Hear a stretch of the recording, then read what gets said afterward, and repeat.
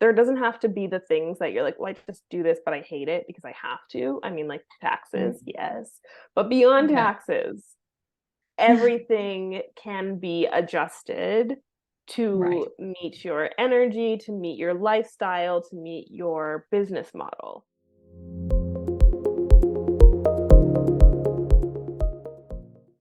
Hello, everybody. I'm so excited for you to join us today on Behind the Scenes with our lovely guest, Felly Day. She is a feel-good marketing mentor and content repurposing agency owner who likes to do things a bit unprofessionally. And so I'm so excited to have her here to talk about her journey in entrepreneurship and to let you guys learn a little bit more about her. So thank you for joining us. Thanks for having me, Emma. I'm so excited to hear your story and kind of what got you started in your business and what made you switch from corporate to entrepreneurship because you have done lots of traveling and I'd love to hear how you managed all that. I actually never worked in corporate. I came Oh, from like the gig economy, the hospitality economy. I worked okay. front desk in hotels because Okay. I had no loyalty to anyone. So I would work like 6 months and leave and go travel. And I That's worked like ski amazing. seasons. Mhm. No, I just said that's amazing. Yeah. Yeah, no, like I was working like ski seasons. Like I worked in the Rocky Mountains in Alberta because I'm from Canada. I worked the ski season in Vancouver. I worked the ski season in Jasper and Banff. Um, I worked the summer in Waterton, and then I would just go travel as soon as like I had money because that's all I cared about. And Right. then when I was in Vancouver, like where I grew up, I would work on movie sets as like a background extra, which is super easy, but like super mind numbing because it requires no skill. Um, Yeah. so that was like my before. And the reason why I started my business, pretty obvious, is because I wanted to travel and I wanted to keep traveling without having to come back to Canada all the time. And Right. also, I just hate the snow. I would gladly go my whole life without ever seeing the snow again. So it kind of became like twofold of like, I don't want to have to like return to Canada just to work for 6 months to leave. And Right. also, I want to live somewhere where there's not 8 months of winter and it doesn't snow. Oh, I So get that's how I, it. or that's why I started. I got started as a VA and grew that into an agency. It started offering mentorship, and like now here we are. I love that because I also started as a VA and I was like, I'll just do all the things, not Mhm. knowing what all the things meant. And, you try to be everything to everyone and that just burns you out. So, what kind of made you switch in like niche? I say that loosely, niche into content repurposing and marketing specifically, because there's a lot of ways it can go. Like, you can take a VA business and niche down. Yeah, I started as a general VA like you. I was kind of doing a little bit of everything. Right. And I quickly started getting like requested for content writing tasks. And with content writing, I was like, none of you know what you want. You just want content. So I started asking for things from people to be able to like have direction, which actually was content repurposing. So Gotcha. Yep. it took me about 2 years to like fully become a content repurposing agency because I did not want to be known for one thing or focus on one thing. I was like really strongly against that. But so I was like content writer, content agency, and then content repurposing agency. And now Why were that's you what we so do. against it? Because I'm like a rebellious spirit. And so when the entire internet says this is how you'll be successful, I was like, absolutely not. I don't. So has that worked for you? I mean, I guess it's worked because you're still running your business. Technically have two businesses. Mhm. Well, they're two different areas of your business. I don't know if they're like the same legal business, whatever, but because you always, I see in your marketing and your content, like ditching the shoulds. So, kind of talk about going against the grain because I feel like so many people are afraid to do that. It's funny because I feel like so many people are like, how do you do it? And I'm like, everything in my body won't allow me to do what they tell me to. I'm literally just like, you could be like, okay, if you do this, you could make $10,000. And I'll be like, let me make $10,000 a completely different way just to prove you wrong. Like, I Yeah. can't turn it off. But I wish, honestly, if I went back, I do wish that I had niche down sooner to Gotcha. content repurposing, because I was trying to do like copywriting and email marketing, and it just like wasn't working because I had my hands in too many barrels and I didn't know how to structure like our packages and everything. Like maybe if I'd hired someone who was agency specific as a coach, I could have like gotten there with everything. But with the content repurposing, like what I found is it's been way easier to create packages and offer services, and like people know what I offer now, instead of Yeah. before they'd be kind of like, what can you do for me? You know? But yeah, when it comes to like my mentorship, when it comes to like my marketing style, it's still very much like all over the place. Like I say, I'm a feel good mentor because it's whatever feels good, whether that's Right. Instagram or podcast or email or whatever. So it's like still not, it is, but it isn't, you know? Yeah, because I know I've had this conversation with a few other friends in the marketing area who it's all about more being authentic, and with being having a personal brand as such a big part of it nowadays. Mm-hmm. Um, there's no one size fits all. Like when I first got started, I think like everyone was pushing the same cookie cutter like marketing strategies, like you live launched, you went live on Facebook, you ran challenges, and that's definitely not the trend at all anymore. I mean, you can't get by with doing the same things everyone else is doing. Because it's not that the market's saturated. I don't think that. I think it's there's just so much content. So getting your content to stand out a little bit differently is super Yeah. And key. I think it's hard to show up fully as yourself, like personal brand wise, and stand out amongst all the other people offering the same thing when you're doing something you don't actually enjoy doing. If it's like, Right. okay, go live, then you're going to follow someone's script for going live because you're not comfortable, you don't want to do it, it's not natural for you.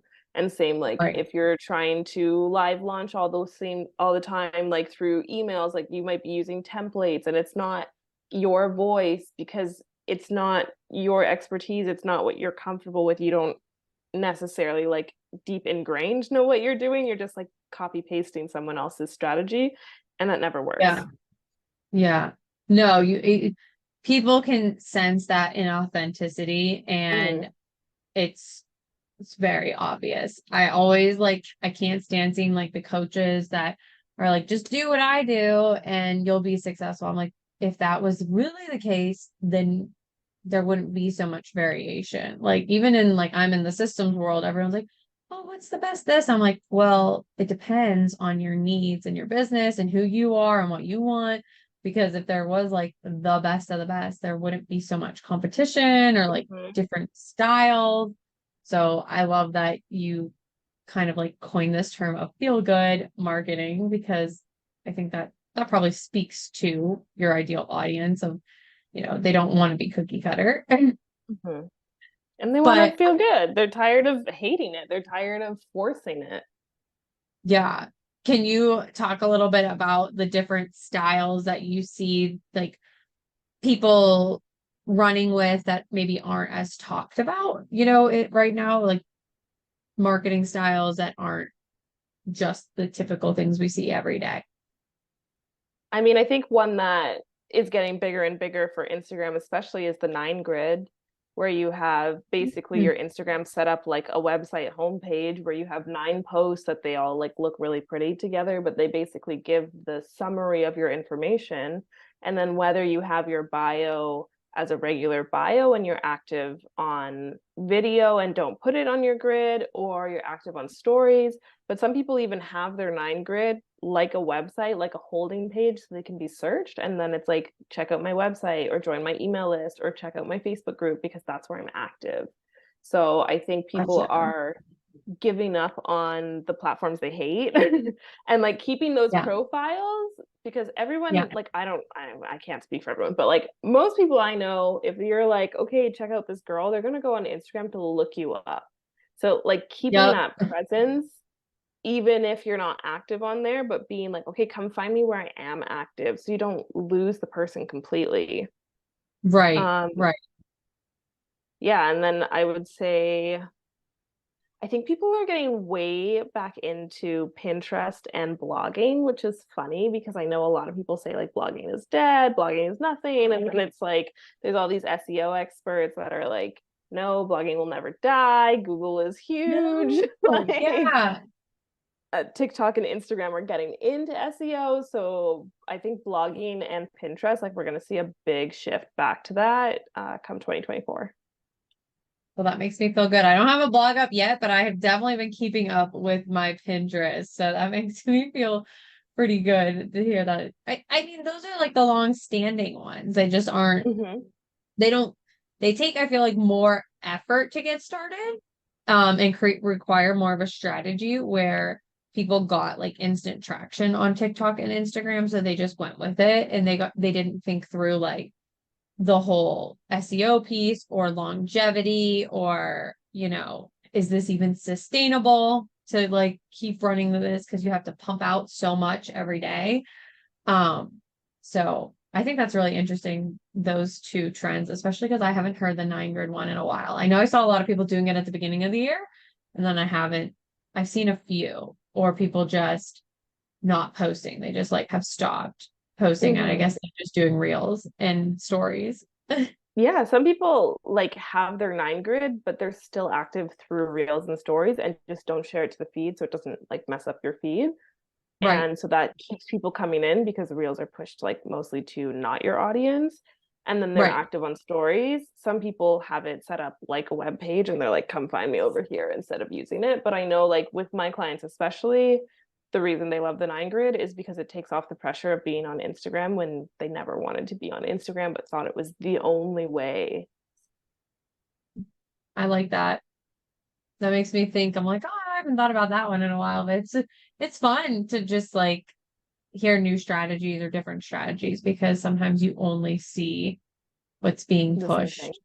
Yeah, Yeah. the same thing all the time. With and kind of going back to your beginning and when you first started your business, I always like to ask my guests, what is you kind of mentioned that if you would have done it differently, you would have niched down. Is there anything else you would have done maybe a little bit differently in your journey as you got started? Oh, there's like a laundry list of what I would have done differently. I just hit 4 years in August. It was my 4 year business Yeah. anniversary. But I would say niching and pricing for my Mm, agency, for my done for you services. I'm like pretty happy with what I've done for mentorship one-on-one, but I kept hourly rates for done for you for like 2.5 years. that's so And I much. just was so I couldn't wrap my brain around selling retainers because I even Yeah. did like hourly packages in Mm, place of retainers because I was like, okay, I can sell a package and then it's like guaranteed hours and I know the amount and like I could reason that and understand that, but I could not like get my brain around retainers. And I yeah, just like as someone who runs an agency and had team members and expenses, like I had like no profit margin. right. Yeah. I get that. Yeah, I've worked with quite a few agency owners, and sometimes they just don't like they are not even tracking their profit Mhm. margins or like what it costs per client. They're like, this is the price I feel comfortable selling at. So this is the price I'm going to sell at. I'm like, well, it takes this, this, and this to go into your package. So you're losing money actually on selling it at this rate. So I think pricing is always a hard not concept, but it's so personal at the beginning when you Yeah, and first start. it's like the advice is always like just raise your rates. And it's like, okay, but like I need that hard data of like you literally won't make money until this, and this because of your team, because of your expenses, because like you're supposed to pay yourself, you know? And it Yes, was like it was never positioned that way. It was always just raise your rates, just raise your rates. And I was like, but I'm happy with my rates. And then Yeah. someone said a quote that I saw that like has stuck with me to this day was like, if nine, what was it? I just said it stuck with me and I can't remember it. But it was like, if the majority of your like leads are saying yes, you need to raise your rates. And I can't remember Yeah. what the percentage was, but it was basically like if more than two people in a row say yes or something, like raise your rates, you know. But it's like it really is true because it was like I used to sign every client and be so proud that I signed every client. And it's like, well, it's because I charged nothing. Yeah. Like, Yep. And it's like being on the flip side of that now, of where I'm like, I still hear like, oh, it's just not in my budget. I'm like, that's hard to hear sometimes too. I'm like, oh, I feel bad, but then you can't like take on their budgeting issues. And I feel like with service providers, it's also really different than coaches. You can't just like raise your rate because there is like market competition that everyone was like, just make something super unique. And I'm like, but that doesn't mean that they want that, like there's yeah, such a different yeah. balance between a service provider package versus a coaching package. Yeah, and I think like I subcontract, I don't know if you know Right Hand Glam, Emma. I That's don't how know. we got that. Yeah, yeah. Emma. Is that yes, okay. I Yes. was like, I know where we found each other, but I work for Emma. I'm on her team, right? I work for Right Hand Glam as a strategist. So I am in people's DMs. And Right. I will say the comment of I don't have the funds right now, it's not in my budget.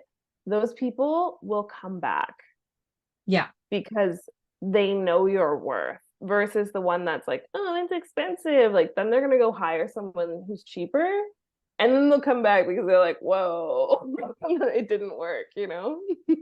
That happens so much. Everyone's like, well, I can just get it done cheaper. And then I'm like, okay, go ahead. And then they'll be like, oh, they didn't do everything that I wanted, or like Or they they didn't. messed up, or it doesn't Right. work, or I didn't like it. Right. I'm like, and it just like drives me crazy when I see people also who are like, I want to grow, but I'm not going to invest in my systems or my internal pieces, like my strategy or my systems or my team. I'm just going to keep like investing in coaching. And I'm like, well, that's why you don't have any time. I'm not just saying coaching because I participate in coaching. Yeah. I have a coach, like, but you have to eventually invest in freeing up that time. Like you said, you're a strategist, you're in people's DMs. Like that was one of the best things I did was getting someone to come in and help me with my DMs and my leads. Like getting someone to help free up your time is so essential in growing your business. Yeah. And it's like, there's so many different types of hires you can do, right? Besides coaches, in like there can be system builds where it's a Right. like one and done, and like hopefully you don't need to come back for like a year or something. But then there's also like ongoing ones like content and admin and all of that. And so it's like, I think understanding that hires can be for seasons and not forever goes a long way in helping people. Cause like I just did something that I called it my summer doer. I wanted to have a VA for the summer to just post all my podcast posts because I was like, I got audiograms, I got the episodes that come out twice a week, I got cover, like I got the quote graphics, and I myself never put them out, and so the episodes aren't getting promoted, and I'm like Right. behind on everything, and everything's stacking up. And I was like, you know what? I'm just gonna hire someone to just focus on that, and I don't Yeah. have to do it, but I know it's done. Yes. And I also gave her like some random things like repurposing content to LinkedIn, and like I did a giveaway, so like doing the tracker, it's just like little things, but it gave me such a peaceful summer because Right. all I had to do was like create the content, which I like, but not actually like Right. schedule posts, put it up, which I Yeah. don't like. Yeah, going back to what makes you feel good is like Mhm. what do you want to do as the CEO versus, feeling like you have to wear all the hats and do it all yourself, I think is so Mhm. important.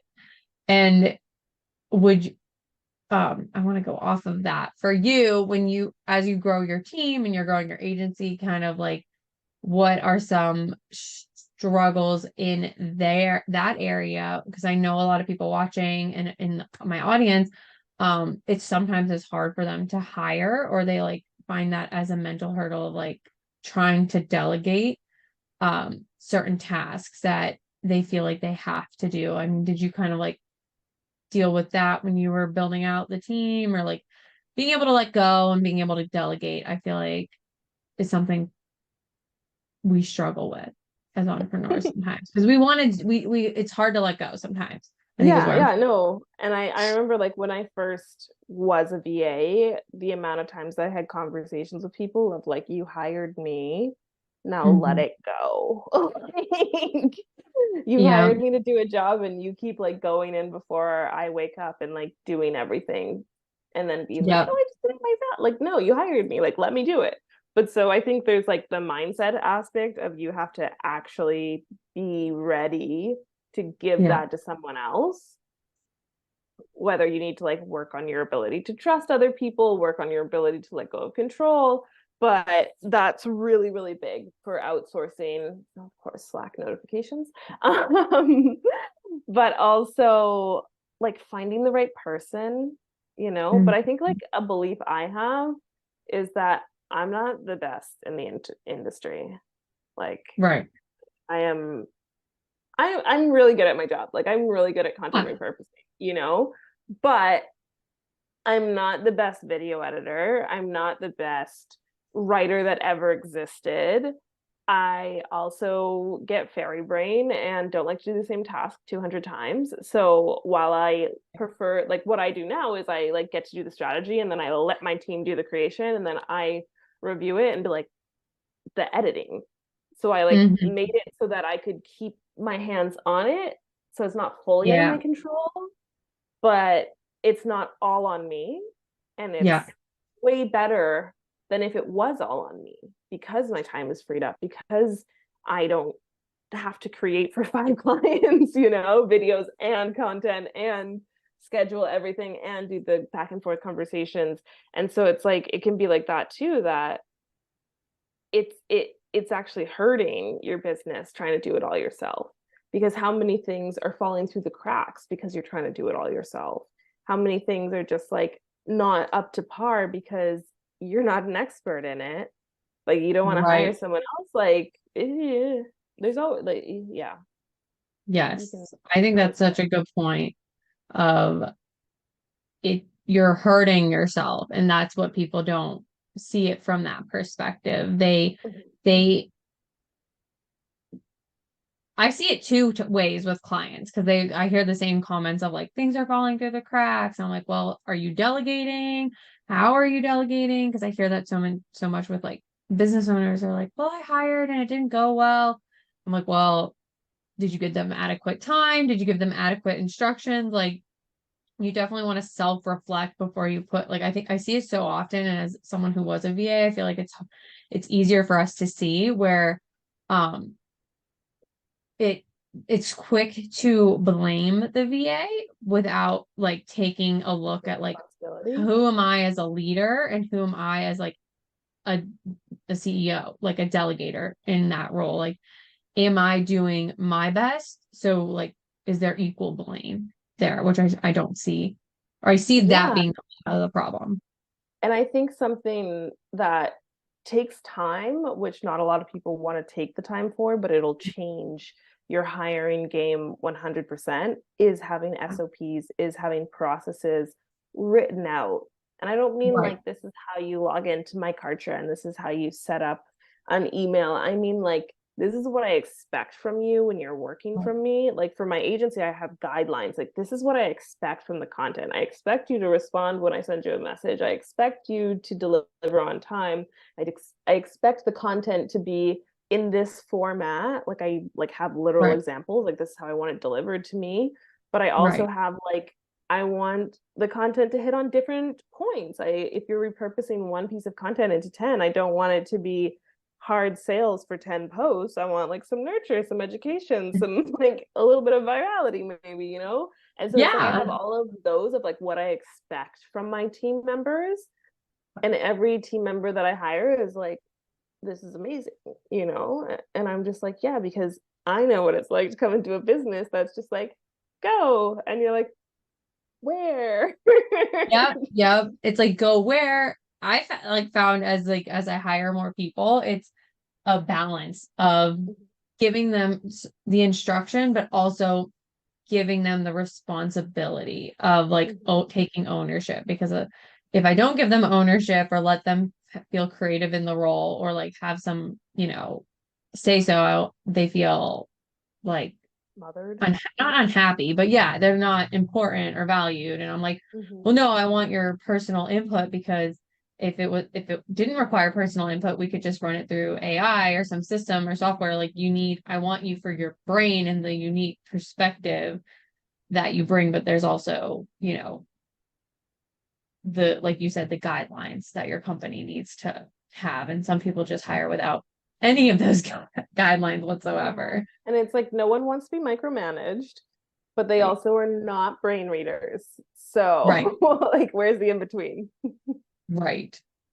And I feel like a lot of the times too, it's I just see this with a lot of the remote teams. If they don't have just if there's no visibility into the task, there's no accountability as well. They're like, oh, we can just sometimes that just like comes into play where they're like, oh, you can see what we're doing or you see if we're not doing it. Like not every hire is gonna be like that, but I have seen that on a couple of the teams where um you need to have that visibility into what's being assigned, how it's being assigned, or like when it's due. But I don't want to go down that rabbit hole. I want to focus more on because I think that agency building and just team building in general isn't talked about enough just because I've seen like the trend and push for coaching, which is great, but I feel like in my perspective, a lot of service, like the service provider businesses are going to be, really big in the next year just because people want that done for you part.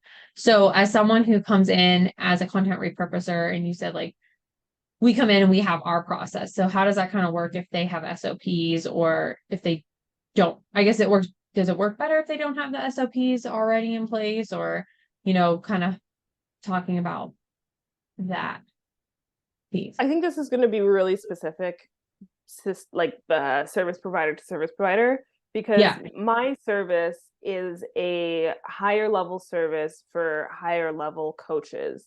The coaches Yeah. coming to me, they already have their process for creating like their podcast or their YouTube video or whatever their like core content is, the content that requires them. And Right. so we come in to create the content they don't want to. So whether Gotcha. that's writing blog posts, writing emails, writing social media captions, and like we have our processes, they just give us their content. Mm-hmm. And like my onboarding form asks all the questions of like what's your tone of voice, what's your branding, like what's your colloquialisms, like what do you want your clients to do from email? Are you looking for them to buy? Are you just there to like nurture them? What do you want them to do this platform, right? Like we're really big on content or platform intentions. So in my business, the clients come into my process Right. but then I just give them the content and they give it to their VA or they schedule it themselves. Like I kind Mm-hmm. of it's like we only touch our side of it. Do you know the repurposing is Yes. all in our hands and then we just give it back to them done. Right. Whereas someone who's doing something like social media management, where it is like you need both people in it, like that's where Yeah. you do need to have really strong communication. Like I am a big fan of a Slack channel so that you can have that ongoing open communication where things don't get lost.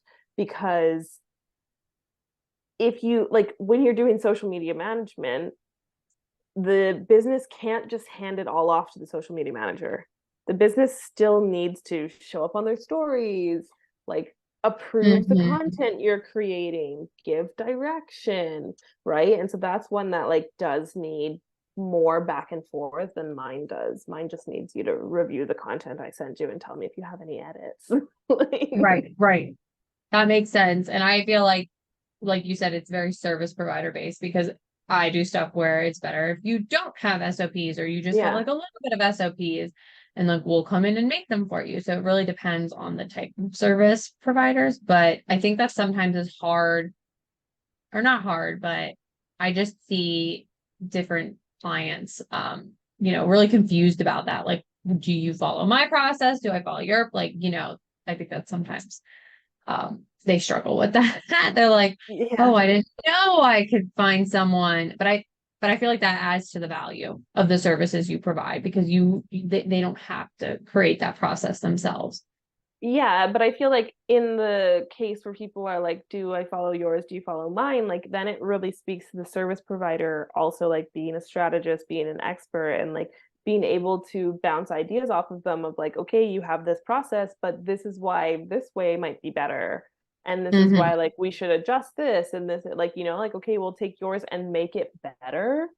And I think Right. that also speaks to like the investment they're making, like if they're making a higher ticket investment versus if they're just bringing someone in to like be a doer versus Right. like a strategist and, you know. Yes. Yes. I think yes, that is, I just could talk about that conversation all day between the doer and the strategist, because I'll see these posts of like in job descriptions of like, I want a A unicorn? strategist, but yeah, I want a unicorn I want my nice strategist and blah blah blah at 15 or 20, like a doer rate, but I Yeah, want I them want you to take to, full ownership. Like, well, yes. it's your business. Like, Oh yeah. Oh yeah. I just, that was grind my gears. I was having a conversation with a friend about it too, because like I saw one where they were like, I want you to be my COO, but eventually take over and be like the full operator, and like, but this was the rate. I'm like, that is so misaligned. It was like $25-30 an hour. And I'm like, is that the rate you're charging like per hour? Because if you yeah, want like what someone are who you can like run your making? business for I you, want yeah. 50%. Like, Hey, there's such a discrepancy on that. But no, I don't want to go down that route. Oh, but okay, gotta bring it back now. So we were the team building, and we covered the content repurposing and feel good marketing. I feel like there's so much that we have covered in this conversation. What would be one key takeaway the audience should walk away with? um, I'm going to bring it back to the feel good marketing. Like in everything that you're doing with your business, whether it's hiring, whether it's marketing, whether it's content creation, it should and can feel good. I know I'm like against the shoulds, but like in this case, it really is possible for every part of your business to feel good. There doesn't have to be the things that you're like, well, I just do this, but I hate it because I have to. I mean, like taxes, yes, but beyond Okay. taxes, everything can be adjusted Right. to meet your energy, to meet your lifestyle, to meet your business model.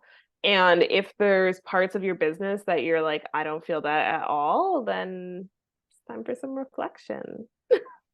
Yes. Don't be afraid to let things go or drop Mm-hmm. them, because you have put so much effort into it. I really think, making it feel good and aligned is so important um in your business. So thank you so much for sharing on so many different topics. I know that was some of what we wanted to cover, some of what we didn't talk about being covered, but I loved I all will. of the perspectives.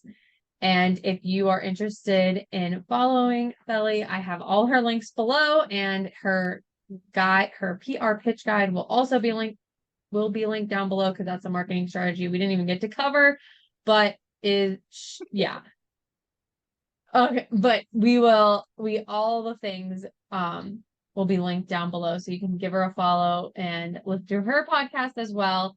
So thank you so much for joining us.